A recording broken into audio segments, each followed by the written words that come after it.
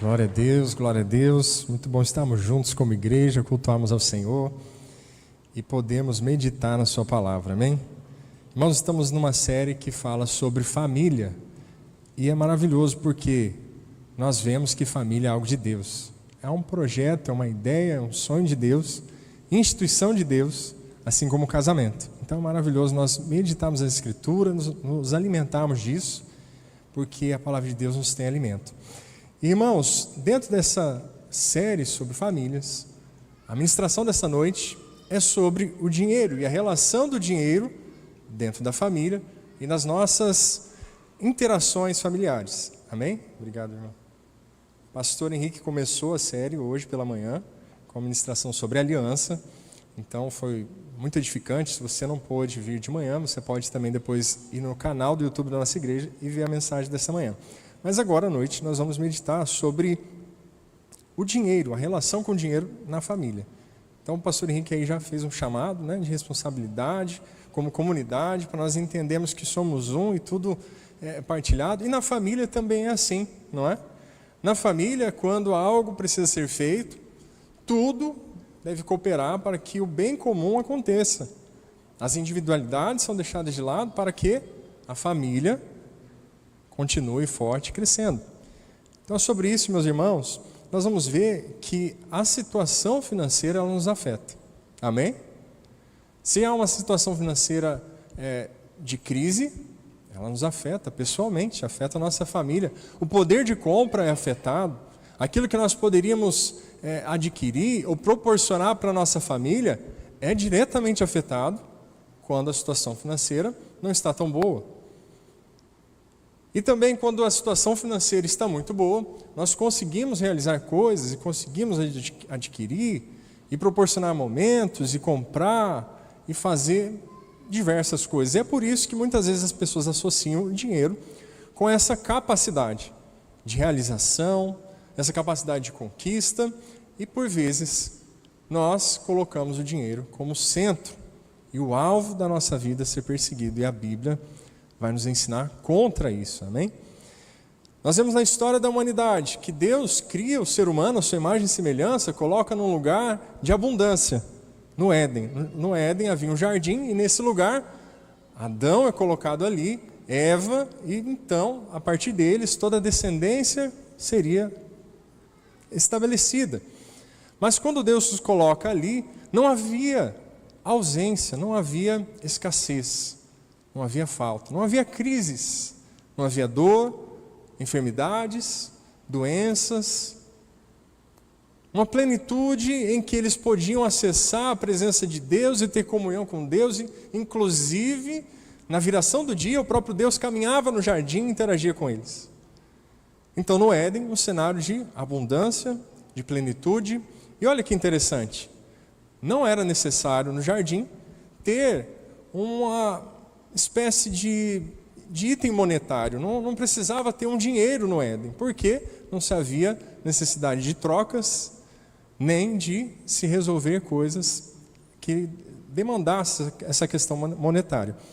Mas ainda assim eles eram supridos em todas as coisas. Então o que nós entendemos de prosperidade, olhando para a palavra de Deus e para Cristo, é de que nós estamos na presença de Deus, em comunhão com Deus e plenamente supridos, porque temos tudo. E o que é tudo? É a presença de Deus na nossa vida. Amém? Então, se no Éden tinha em abundância e não havia escassez de nada, assim que há o pecado e a queda do homem, o homem passa a provar agora de circunstâncias que ele não conhecia, que ele não sabia lidar com escassez, com dificuldades, com desafios. A principal consequência entra, que é a morte, e toda a humanidade, bem como toda a natureza e o planeta, sofrem a consequência agora da entrada do pecado. O que já não havia no Éden, como escassez, agora passa a existir. O homem, então, fica desorientado na sua busca de cumprir o seu propósito, pois no Éden ele era responsável por administrar, pois a partir do Éden, toda a criação, toda a natureza deveria ser governada pelo homem. E o homem governaria sobre todas essas coisas. Durante a queda, então, uma grande transição para o homem e toda a natureza sofre. Agora a escassez, falta de recursos, dificuldades, desafios. Então o homem passa a criar mecanismos para si, para que ele possa se garantir, para que ele possa, e nessa busca de garantir o seu futuro, de repente, foi como começa a se colocar no centro a si mesmo. Então eu preciso me proteger, eu preciso me garantir, então eu preciso acumular, eu preciso ter, para que então eu possa dar uma boa condição para a minha família. Sendo que na dependência de Deus, ainda que o homem trabalhasse, ele não tinha essas preocupações. Não é que não havia o trabalho, mas agora o trabalho gerava essa preocupação, pois se ele não fizesse, alguma coisa poderia faltar. Nós vemos que no Éden a abundância, depois da queda a escassez. E então nós vemos na plenitude dos tempos Cristo Jesus vindo como um homem, sendo Deus, assumindo forma humana, se entregando por nós na cruz, levando sobre a cruz todos os nossos pecados, culpa e toda a nossa condenação. E agora, novamente, nós somos restabelecidos em contato com o Pai Celestial. Nós temos livre acesso, o Espírito Santo de Deus agora habita em nós e podemos então provar da plenitude e da prosperidade da nossa vida.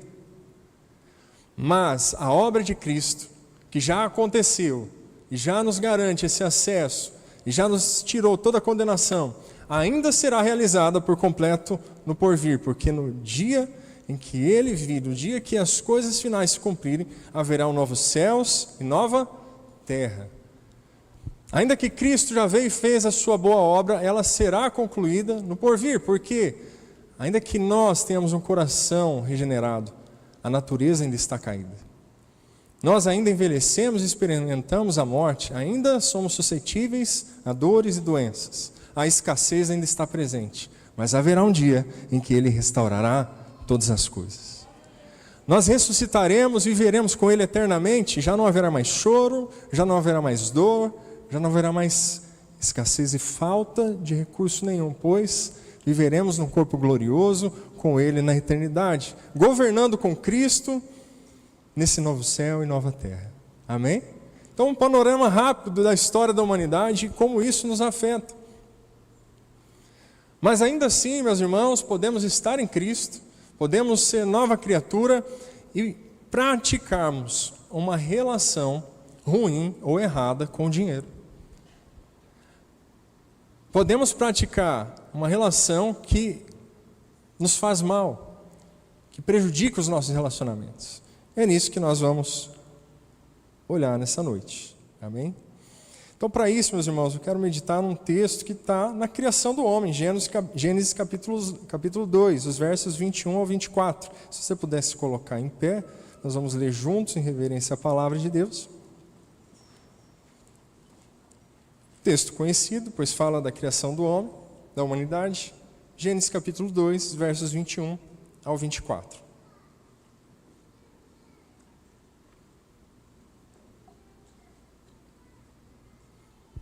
Então o Senhor Deus fez o homem cair em sono profundo, e enquanto este dormia, tirou-lhe uma das costelas, fechando o lugar com carne.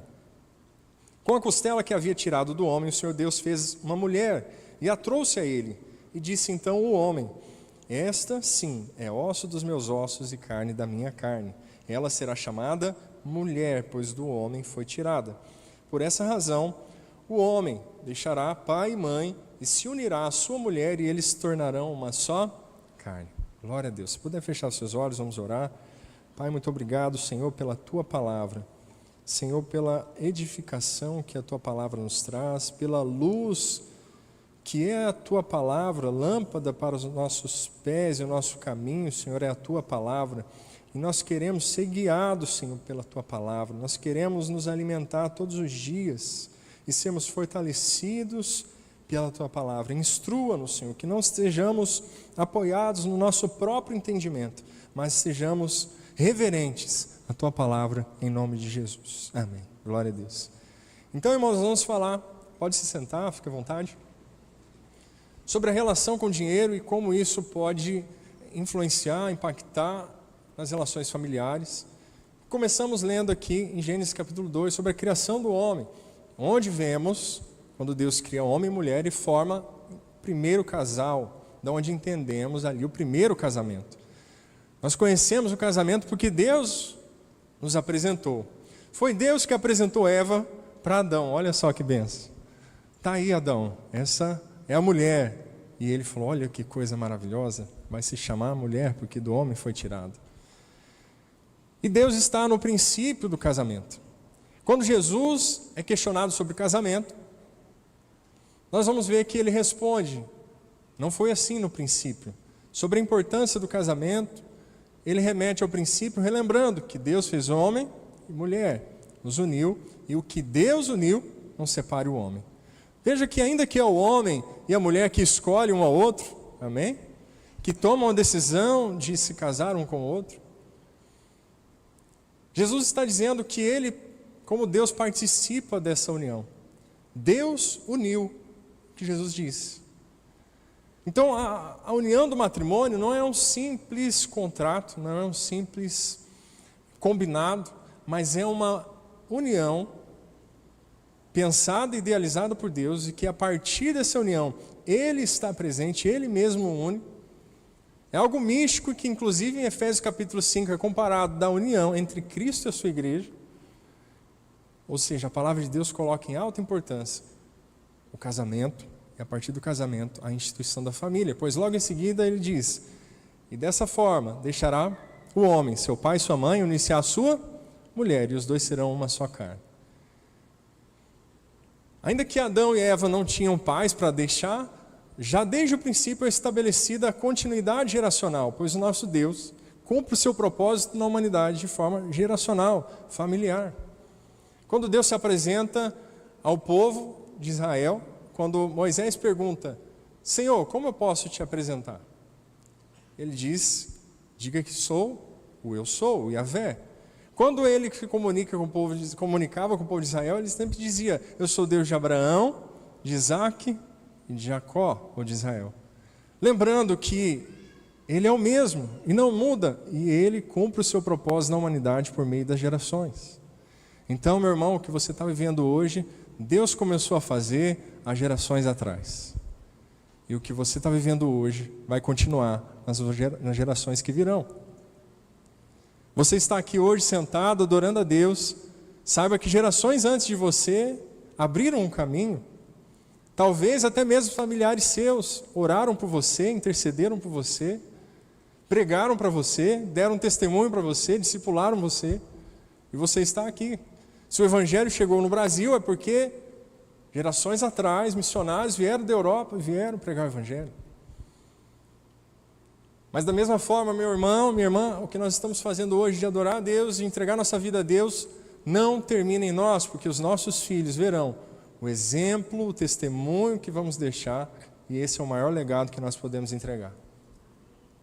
A maior herança que podemos deixar não é corrompida, corroída pela traça, ferrugem, mas é o próprio exemplo de viver o Evangelho, viver com Cristo, para que eles também continuem isso. E que Deus continue sendo glorificado através das gerações. Amém? Mas o ponto aqui que eu queria trazer para relacionar com o nosso tema do dinheiro é que quando Deus forma ali o casal, Ele chama atenção para a unidade que é formada. Deixará o homem, pai e mãe, unir-se à sua mulher, e ambos serão uma só carne. Uma unidade é formada por meio do casamento. E a partir do casamento, uma família estabelecida e gerações continuadas. Então, eu queria levantar aqui 3 pontos que nós podemos expressar por meio da nossa forma de se relacionar com o dinheiro. Uma coisa que nós podemos expressar é a unidade. Você pode dizer comigo, unidade? A unidade, ela está presente desde a formação do casamento, do início da família. Pois sem unidade, não tem como se manter uma família. Jesus, certa vez, ele é acusado de expulsar demônios em nome de Beelzebul, ou do próprio demônio. E Jesus disse, não tem como. Eu faço as mesmas obras que o meu pai faz. E outra, um reino dividido não subsiste. Nem Satanás faz isso, como se ele dissesse, né? Satanás não fica dividido, porque senão não subsistem. É lógico A unidade, ela é importante no casamento e na família, e deve ser mantida e preservada. Então, a primeira coisa que eu quero trazer aqui com relevância, para nós expressarmos a nossa relação com o dinheiro, é a unidade. No casamento, como é que eu devo gerenciar as minhas contas? Preservando a unidade. No casamento não tem mais o meu e o seu. Eu e minha esposa estamos casados há 17 anos, graças a Deus. Deus me abençoou com essa esposa linda e sábia que está aqui. Ó, dá um tchauzinho assim, ó, minha esposa. Glória a Deus. Um dia eu ia fazer isso, né? Esperei a série de família para poder falar da minha esposa. Graça de Deus, né, meu irmão? Deus é gracioso conosco, né? Então, como é que nós devemos gerenciar as nossas finanças? Não tem mais o meu e nem o seu, agora tem o nosso. Não tem mais o meu dinheiro, o seu dinheiro. Não tem mais a minha casa, a sua casa. Não tem mais o meu filho, o seu filho. Agora é tudo nosso. Então, meu irmão, o que faz sentido é aquilo que será levado na preservação da unidade. O que faz sentido é comunicarmos, decidirmos juntos, construirmos a decisão juntos, porque é tudo para o bem comum. É tudo para o bem do casamento, da família, e que a unidade seja preservada. Sabe, existem pesquisas que geralmente são divulgadas assim, ó, as principais causas do divórcio no Brasil. Aí você pode ver lá, os top 5, assim, os top 5, tá lá. Problemas financeiros. Mas sabe o que é interessante dessa pesquisa? É que ela é autodeclarada. Então a pessoa que passou lá pela separação, eles vão lá nessa pessoa e por que você separou? É, por causa do dinheiro. Aí o dinheiro vai subindo lá no ranking, né? Entenda porque eu vou falar, tá? Não é uma pesquisa que um profissional ou um especialista vai lá e fala assim, deixa eu ver por que vocês realmente foi o dinheiro. Aí ele coloca o dinheiro. Não, é uma autodeclaração do que a pessoa entende que foi o problema. Em outras palavras, o dinheiro é o principal culpado. É aquilo que as pessoas mais culpam quando as coisas dão errado. E será que é porque elas não tiveram realmente problemas financeiros? Com certeza. Tiveram problemas financeiros, senão não apontariam aquilo, né? A questão é que muitas vezes o problema financeiro em si não é a causa. Ele é a evidência de que algo está acontecendo. Então, a esposa foi lá, estourou o limite do cartão de crédito sem avisar para o marido. Aí o problema é de quem? Do dinheiro. Aí o marido foi lá e comprou um bem super caro, não avisou para a esposa, depois a conta ficou para os dois. Aí o problema é de quem? Do dinheiro, por causa do dinheiro. Tanto é que, inclusive, cristãos citam um versículo bíblico errado, né? Fala assim, tá vendo? É por isso, ó, o dinheiro é a raiz de todos os males. Só que o versículo da Bíblia não fala isso, né? Fala que o amor ao dinheiro é a raiz de todos os males. Dinheiro não é problema, né? Quem quer dinheiro aí, né? Diria o Silvio Santos. Todo mundo quer, né? Se fala assim, estou tendo um problema com dinheiro, passa para mim, porque não é problema. O problema que a Bíblia ressalta é a relação errada com o dinheiro. Veja que a Bíblia nos instrui a amar, amém? E Deus é amor.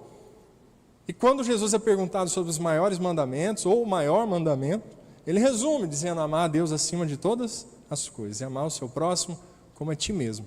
Mas o mesmo Jesus diz uma coisa que nós não devemos amar. Ele diz que nós não podemos servir a dois senhores. Ou servir a Deus, ou a Mamon. Ele colocou em direta equivalência no sentido da importância que nós podemos dar.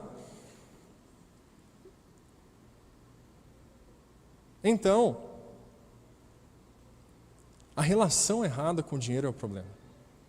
Você pode ter pouco dinheiro ou muito dinheiro. Não é a quantidade. É o jeito que você se relaciona com ele. Se você amar o dinheiro, você está indo contra o conselho bíblico, contra a instrução bíblica. Veja, amar a Deus acima de todas as coisas e amar o teu próximo.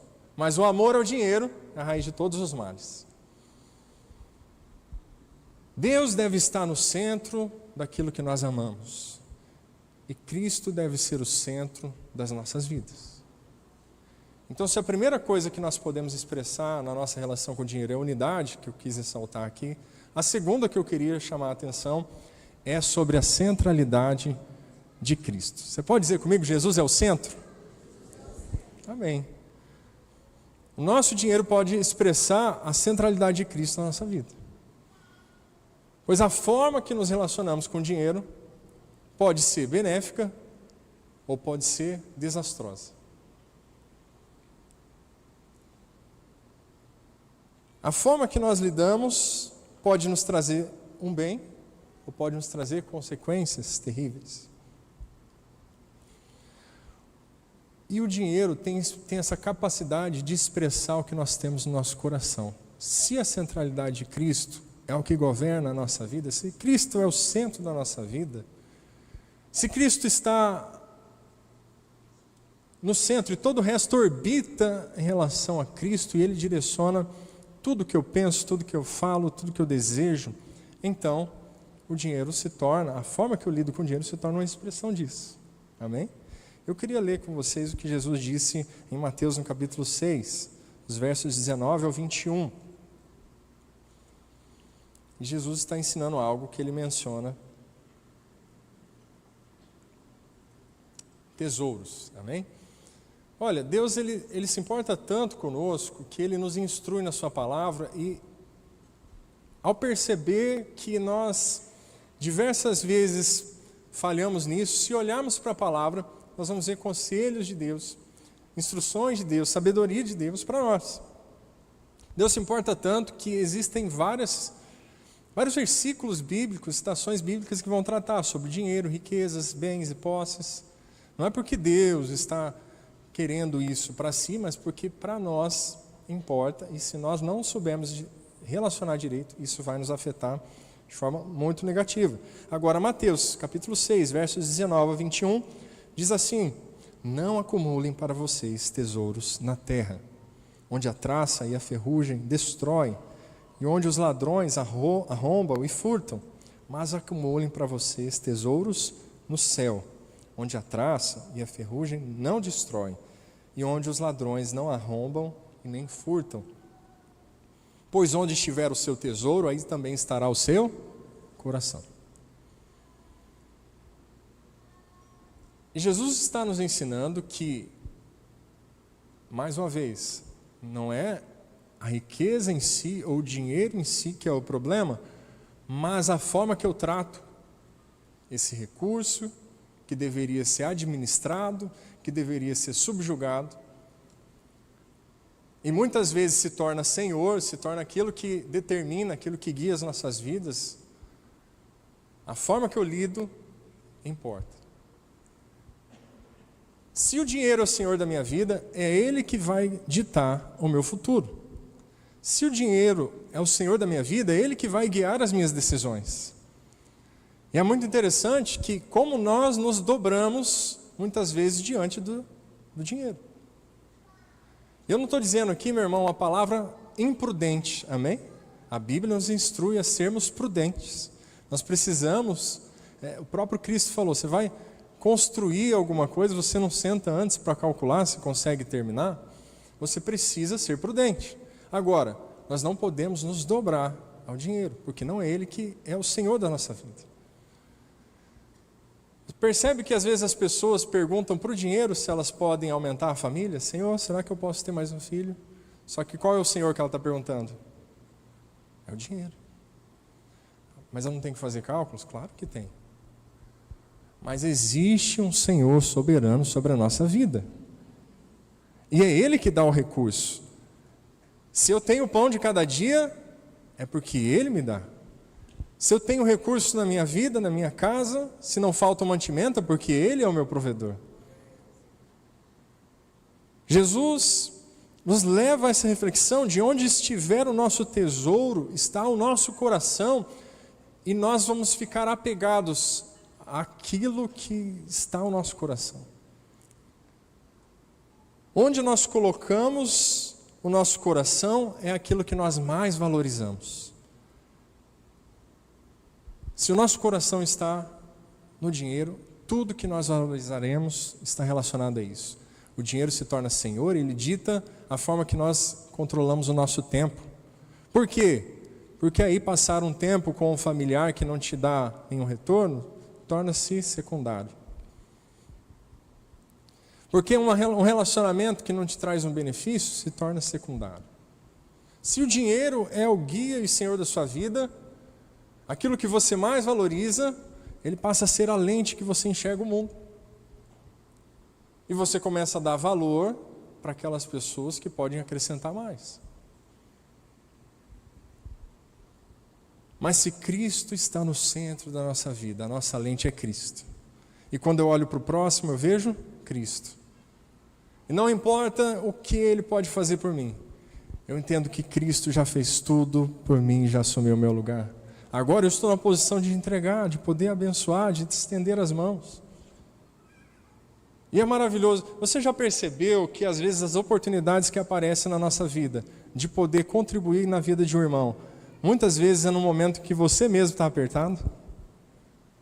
Eu já percebi isso, quem já percebeu? A pessoa está precisando de uma mão estendida e às vezes você mesmo está apertado. Às vezes a pessoa fala assim, ora por mim porque eu estou com dor, e às vezes você está com dor. Mas como Cristo é o centro da nossa vida, nós não somos guiados pelas circunstâncias, nós não somos guiados pelos relatórios externos. O que nos guia é o próprio Deus, a presença de Deus, a sua palavra. Então veja, meu irmão, ainda que o dinheiro deva ser usado, administrado, controlado, ele não pode estar numa posição de senhor. Ele não pode ser alguém que é o guia, não pode ser aquele que determina. Se o dinheiro determinasse a nossa vida, muitos de nós não estaríamos aqui. Não é o dinheiro que diz, você pode e você não pode. Porque talvez você olhando na sua história, olhando para trás, veria que não poderia chegar onde está hoje. Mas foi Deus que te sustentou, foi Deus que te trouxe até aqui. Lá no deserto, quando Deus está libertando o povo do Egito, o povo hebreu, peregrinando no deserto, Deus envia recursos para esse povo, ainda que não tinham o que eles plantarem e colherem, ainda que das suas próprias mãos eles não conseguissem fazer muitas coisas, Deus enviou algo sobrenatural sobre a vida deles e foi o maná, o pão que descia do céu. Eram flocos, coisas que eles usavam para fazer bolos e pães. Só que Deus deu uma instrução, durante 6 dias vocês vão coletar. No sexto vocês vão coletar em dobro e não peguem mais do que vocês precisam. Porque se vocês pegarem além do que eu estou permitindo, aquilo ali se estragava, aquilo ali se corrompia e mostrava a falta de confiança no próprio Deus. Porque se aquela pessoa ela queria acumular mais do que ela realmente precisava, na verdade estava mostrando para Deus que ela não estava confiando o suficiente que no dia seguinte haveria novamente aquilo que Deus tinha falado. Mas Jesus nos ensina a orar. O pão nosso de cada dia nos dê hoje. Amém? Porque talvez você está olhando para amanhã, segunda-feira, está pensando no boleto que você tem que pagar. Está pensando na escassez que você às vezes vai ter que lidar. Está pensando na circunstância que vai ter que ser resolvida. Mas eu quero te convidar a olhar que Deus não deixou você na mão hoje. Ele te deu o pão de cada dia hoje. Ele te trouxe até aqui, você está de pé. E você está ansioso pelo amanhã. Mas sabe algo que eu quero te dizer? Deus estará com você amanhã. Aquele povo que recebia o maná, eles acumulavam. E os que fizeram isso de acumular, acabaram percebendo que na verdade não daria certo. O que eles pegavam a mais acabava apodrecendo, não servia para nada. Mas Deus é aquele que nos sustenta, amém? Talvez você está preocupado, meu Deus, pode ser que aquele cliente encerre comigo, e aí, se aquele cliente encerrar comigo, eu não serei provido. Deixa eu te dizer, o seu cliente não é o seu provedor. O nosso Deus é aquele que é o nosso provedor. Pois foi Ele que te trouxe esse cliente. Pois foi Ele que te trouxe essa oportunidade. E se essa não acontecer, da onde virá a outra? Da fonte, do provedor, daquele que é o nosso Senhor e Rei. Dele. É para Ele que nós temos que olhar. É nele que nós temos que focar. É nele que nós temos que dedicar a nossa vida. Ele que tem que ser o nosso tesouro, meu irmão, porque Isso nós não perdemos. Sabe, o que preenche os nossos pensamentos? O que nós pensamos ao acordar? Aquilo que nós estamos ansiando todos os dias. Será que todo dia o que nós estamos ansiando é um bem, é um patrimônio, é um crescimento, é uma conta? Ou será que todos os dias nós estamos falando, Senhor, eu quero mais da Tua presença? Senhor, eu quero ouvir a Tua voz. Senhor, mostra-me a Tua glória. Senhor, revela-me das profundezas das Tuas riquezas. Quando olhamos para Cristo, as outras coisas se tornam secundárias, porque Ele se torna o centro.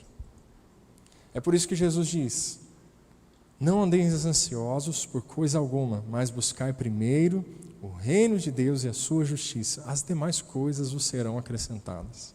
Sabe qual que é o problema? Que a gente quer determinar para Deus o nível, a quantidade e o prazo das demais coisas. E nos esquecemos de buscar o reino de Deus e a sua justiça. Nesse reino, meu irmão, existe um rei todo-poderoso. Ele é o nosso Pai, nosso Senhor. Sobre o seu governo nós temos segurança do nosso hoje e do nosso amanhã. Ao seguirmos, obedecemos, vivemos para Ele a sua palavra, nós devotamos a nossa vida a Ele, Ele se torna o nosso tesouro. Jesus certa vez contou uma parábola para explicar o reino dos céus. Ele disse: o reino dos céus é semelhante a um tesouro que foi encontrado num terreno. O homem que descobriu que naquele terreno tinha um tesouro, ele foi, vendeu tudo que tinha para comprar aquele terreno. Ou seja, tudo que ele tinha ficou secundário diante da revelação daquilo que era mais importante. É assim que nós devemos olhar para Deus, é assim que nós devemos olhar para os recursos que vêm da nossa mão. E a terceira coisa, meus irmãos, que podemos usar para expressar através da nossa relação com o dinheiro é a piedade. Pode dizer comigo, piedade? A Bíblia fala sobre piedade. Provérbios 11, verso 25, diz que aquele que dá alívio a quem está sobrecarregado, que precisa, também receberá alívio. É muito bom, né? Quando a gente está precisando de um alívio, Deus manda um bálsamo, manda um alívio para nós, assim, um socorro. Mas quando a gente às vezes está num período de bonança, a gente se esquece de olhar para o lado e ver quem está ao nosso lado precisando de alívio também. E nós podemos ser aqueles que estendem a mão e servem um alívio para o próximo. 1 Timóteo tem algumas passagens que vão nos remeter à questão da piedade, da valorização da família e da nossa relação com o dinheiro. 1 Timóteo capítulo 5, o verso 8 vai dizer assim: se alguém não cuida dos seus parentes, especialmente dos da sua própria família, negou a fé e é pior do que um descrente. Qual é o contexto do versículo 8? Haviam viúvas que eram atendidas pela igreja, porque naquela época, meu irmão, as viúvas não conseguiam se manter totalmente sem uma ajuda externa. Não havia um INSS, né, uma coisa assim. A viúva ficava totalmente dependente de outras pessoas a ajudarem. E quem geralmente ajudava? A própria comunidade. Agora, o que estava acontecendo na igreja? Em que Timóteo estava ali cuidando. A carta de Paulo a Timóteo vai dizer que havia algumas viúvas que estavam sendo terceirizadas para a igreja, sendo que na própria igreja haviam familiares dessa viúva. Ou seja, eles poderiam tomar conta dela, elas poderiam arcar com os desafios dela e assumir a responsabilidade de zelar por ela, mas não faziam. Eles deixavam para a igreja: olha, deixa que a igreja cuida disso. E isso foi severamente repreendido. Aqueles que não cuidam dos seus parentes, especialmente da sua própria família, negaram a fé. Muitas vezes, meu irmão, quando nós nos deparamos com a relação com o dinheiro, se o dinheiro é tudo que nós buscamos e almejamos, no meio do caminho ter que atender alguém e assumir uma responsabilidade com aquela pessoa que vai envolver seu tempo, o seu cuidado, inclusive os seus recursos financeiros, se o dinheiro é o Senhor da nossa vida, isso vai ser visto como um empecilho, uma pedra no caminho, algo que está te atrasando. Mas se Cristo é o centro da nossa vida, nós vamos olhar como alguém que nós podemos expressar o amor dele, oferecer alívio, oferecer cuidado e abraçar.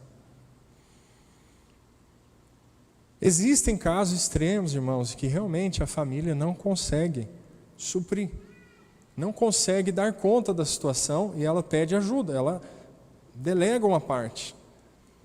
Inclusive questões médicas, às vezes em casa não dá para cuidar suficientemente e precisa delegar para um cuidado melhor. Mas o que está sendo repreendido aqui é esse descaso, essa indiferença de não assumir uma responsabilidade com alguém que é próximo. O pastor Henrique citou de manhã do caso de os pais que ajudam, que quando criança alimentam, mas às vezes quando ficam idosos são eles que precisam agora da nossa ajuda. E nós não podemos deixá-los de lado, não podemos ignorá-los. Por quê? Porque Cristo é o centro da nossa vida. Não faz sentido, porque está dizendo aqui, negou a fé, é pior do que um descrente.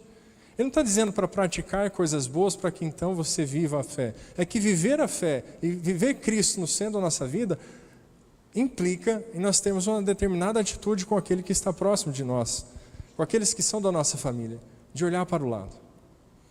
Então, piedade é uma forma de nós expressarmos a nossa relação com o dinheiro. Começando por aqueles que são da nossa família. 1 Timóteo também, nós lemos capítulo 5, agora no capítulo 6, os versos 6 ao 10, diz assim: de fato, a piedade com contentamento é grande fonte de lucro, pois nada trouxemos para esse mundo e dele nada podemos levar. Por isso, tendo o que comer e com o que vestirmos, estejamos com isso satisfeitos. Os que querem ficar ricos caem em tentação e em armadilhas e em muitos desejos descontrolados e nocivos, que levam os homens a mergulharem na ruína e na destruição, pois o amor ao dinheiro é a raiz de todos os males. Algumas pessoas, por cobiçarem o dinheiro, desviaram-se da fé e se atormentaram a si mesmas com muitos sofrimentos. Meu irmão, o que tem de pessoa todos os dias, e talvez, com toda compaixão, talvez você aqui também tenha passado por isso, são golpes que as pessoas caem todos os dias. Por quê? Geralmente num golpe é assim, você vai ganhar algo muito maior se você entregar uma parte. Então, no anseio de ter aquilo algo fácil e rápido e maior, muitas vezes nós entregamos a parte que é exigida e no final descobre que é um golpe.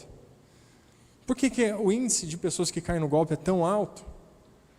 A Bíblia está nos alertando que muitas vezes, por cobiçarmos o dinheiro, a gente acaba atraindo para nós mesmos situações que nós poderíamos ter evitado. E mais uma vez, meu irmão, o amor ao dinheiro é a raiz de todos os males. Não tem problema nenhum você crescer financeiramente, desenvolver. Sabe, se você tem o seu trabalho, melhore no seu trabalho, se aperfeiçoe, valorize, ganhe mais, progrida, construa, faça coisas, tenha ações, projetos, mas que isso não seja o centro da sua vida. Que se um dia for te pedido tudo, você saiba que tudo na sua vida é Cristo. Um dia para Abraão, que não podia ter filhos, tinha recebido a promessa de que dele viria uma grande multidão, uma geração grande. Um dia foi pedido o seu filho Isaque. Nós vemos uma inspiração de fé, um testemunho de fé, de que ele foi até onde foi pedido, entregando tudo aquilo que ele tinha. O problema é que muitas vezes nós olhamos para as coisas que nós temos responsabilidade, estão debaixo da nossa alçada, como se fossem todas nossas. Mas na verdade nós somos mordomos e todas as coisas são confianças de Deus para que nós possamos zelar e administrar. É tudo dele, é tudo para ele. Amém? Então, meu irmão, nosso dinheiro serve para sustentar a nossa família, para fazer um crescimento dela, também serve para honrar a Deus, para adorar a Deus. Sabe, Deus não precisa do nosso dinheiro, e muitas vezes as pessoas falam isso, né? Eu não vou ofertar, dizimar, porque Deus não precisa do nosso dinheiro. Eu queria chamar a atenção para 3 aspectos aqui da nossa atitude com o dinheiro com relação a Deus. Deus não precisa do nosso dinheiro, mas quando nós entregamos algo para Deus que nos custa, isso mostra uma honra, gratidão e adoração a Deus. Certa vez Davi foi visto numa situação que ele poderia oferecer uma oferta a Deus e até ia sair de graça. Mas ele falou, não, eu não posso oferecer algo que não me custe. Eu quero fazer algo para Deus. A nossa relação com Deus e o dinheiro não envolve uma questão de necessidade, mas uma expressão de adoração e honra. A nossa relação do dinheiro com a igreja não é sobre uma obrigação, como o pastor Henrique disse aqui, porque se eu não fizer, eu vou ser amaldiçoado e as coisas ruins virão sobre mim. Não, mas eu sou abençoado por causa de Cristo. Agora, se eu pertenço a uma comunidade, a minha forma de relacionar com o dinheiro na comunidade expressa o meu nível de compromisso, de fazer parte, de cooperar com o que está acontecendo. E também, terceiro aspecto, conosco mesmo. Sabe o que faz conosco mesmo? Exercer autocontrole, domínio próprio e disciplina, e colocar o dinheiro no lugar certo. Muitas vezes chega ao ponto do dinheiro se sobrepor como Senhor da nossa vida por causa de pequenas coisas que vão sendo concedidas ao longo do caminho, em que nós, ao exercermos domínio próprio e gestão, administração sobre os recursos, com mordomia, sabendo que tudo é dele, não chega nesse ponto. Amém? E que nosso legado, meu irmão, seja que o principal, a gente pode deixar bens, herança, patrimônio, mas que o principal legado seja uma vida entregue a Deus. Seja uma vida disposta a deixar as outras coisas em segundo plano, porque Ele é o centro. Seja uma vida que reverencia, que adora e honra a Deus. Que não sejam apenas os cultos de domingo, que não seja apenas com uma parcela, que não seja apenas um adicional na nossa vida, mas que toda a nossa vida seja uma entrega, seja uma oferta, seja uma adoração a Deus. Então nós vimos, irmãos, que a forma de lidar com o dinheiro pode expressar unidade, pode expressar a centralidade de Cristo e pode expressar piedade. Mas a relação errada, o amor ao dinheiro, pode atrair muitas situações ruins para nós mesmos. A cobiça, a ganância, desenfreada, pode atrair, inclusive, buracos que nós mesmos formamos e caímos. Mas Deus, por tanto nos amar, nos instrui, nos orienta na sua palavra. Talvez você chegou aqui hoje cheio de preocupações, enfrentando desafios e situações difíceis, inclusive financeiramente. E isso, como somos humanos, naturalmente nos afeta. Nós não somos simplesmente positivistas, está tudo difícil e a gente fala assim, não, está tudo certo. Nós entendemos a realidade, sabemos que está com o problema ali, a crise está acontecendo, a dificuldade veio, o dia mau às vezes bateu a porta. Nós não negamos a situação, mas nós temos algo que supera tudo isso, uma confiança, uma convicção de que não estamos sozinhos, de que hoje Ele está conosco e que amanhã Ele continuará conosco. E que se hoje Ele nos sustentou, se até aqui Ele nos trouxe, amanhã Ele também continuará sendo fiel. Ele é tudo, Ele é nosso centro, Ele é nossa adoração. Queria te convidar a se colocar em pé, nós vamos orar a Deus.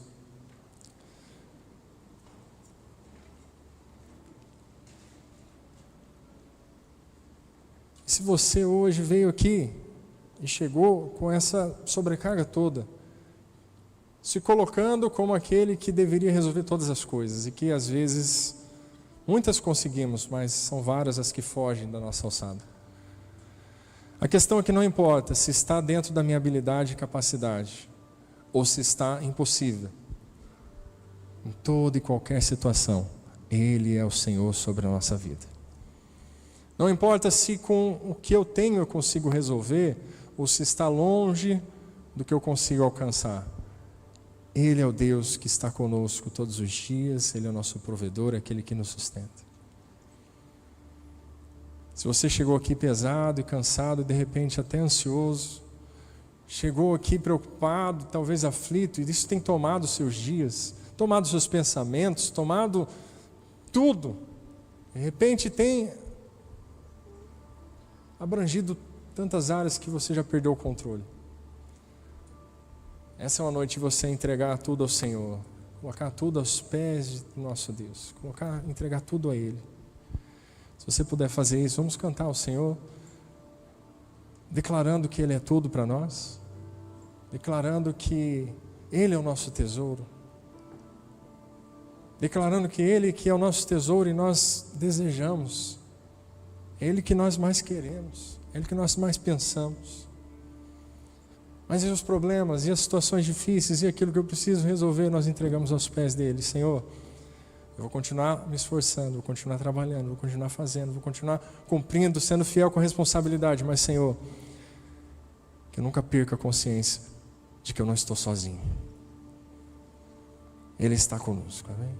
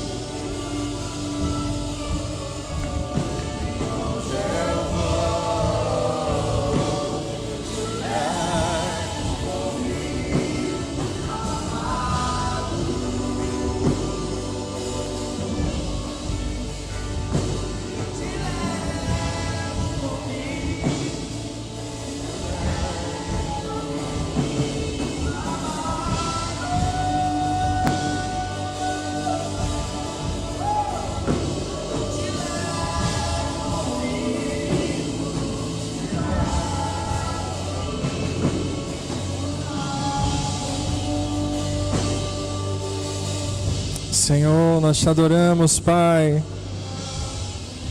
Nós queremos reverenciar o Senhor, Pai. O Senhor para nós não é um meio para obtermos algo, Pai. Nós não vimos aqui, Senhor, para obter algo simplesmente, porque nós já temos tudo em Ti. O Senhor é tudo para nós. Nos perdoe, Senhor, se muitas vezes nos achegamos a Ti tentando usar o Senhor para conseguir alguma coisa, Pai. Não deixamos de reconhecer, Pai, que o Senhor é o alvo, o Senhor é o fim, o Senhor é o motivo da nossa busca, o Senhor é o alvo a ser buscado, Pai. Acima de todas as coisas, todas as outras ficam secundárias, mas o Senhor é o nosso tesouro.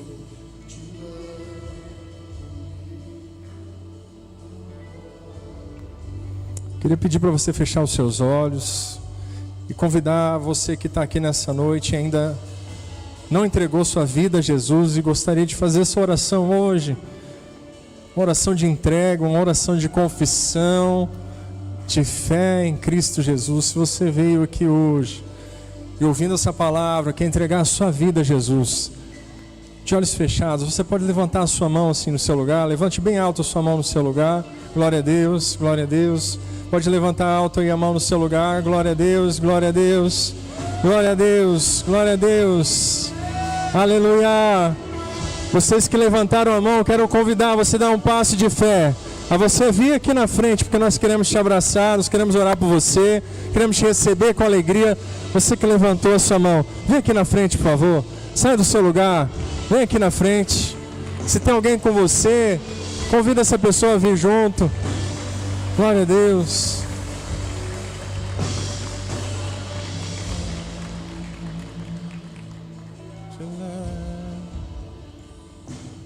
Glória a Deus, glória a Deus. Quantos estão felizes aqui pela vida dos irmãos que estão vindo à frente?